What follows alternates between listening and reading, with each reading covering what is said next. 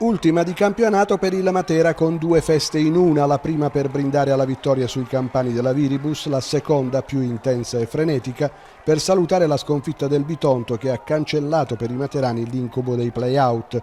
Campionato così senza code e arrivederci al prossimo dopo aver archiviato gli ultimi 3 importantissimi punti della stagione con un 5-4 davvero divertente. Per i materani nessuna voglia di perdere, quindi partenza di gran carriera con una doppia occasionissima, la prima di Frazzica con la respinta in angolo del portiere, la successiva di Digno, anche questa neutralizzata dal numero 1 Campano. La risposta della Viribus è affidata a Graveglia, traversa piena.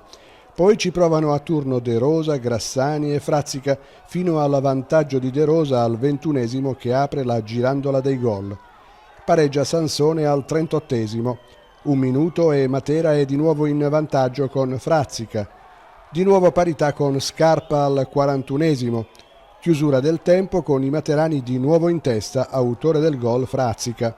2 minuti della ripresa e De Rosa mette a segno il quarto gol materano. 3 minuti e Cicino raccorcia le distanze su calcio di rigore. Al quarto d'ora arriva il terzo gol di De Rosa, quinto per il Matera, e 3 minuti più tardi Pappacena fissa il risultato sul 5-4. Sarà così fino al termine, il tempo di assaporare la prima soddisfazione. Poi arriva l'altra e al 21 settembre di Matera è festa grande.